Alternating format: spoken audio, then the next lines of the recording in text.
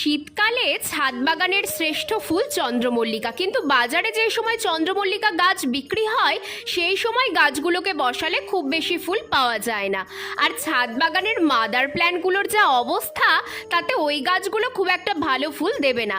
আচ্ছা, কেমন হয় যদি আমরা বাড়িতেই চন্দ্রমল্লিকার গাছ তৈরি করে নিতে পারি? চলো তাহলে তৈরি করা যাক। তোমরা যেখানেই চন্দ্রমল্লিকার মাদার প্ল্যান্ট দেখতে পাবে সেখান থেকে দু একটা ডগা ভেঙে নিয়ে চলে আসবে, ঠিক এইভাবে।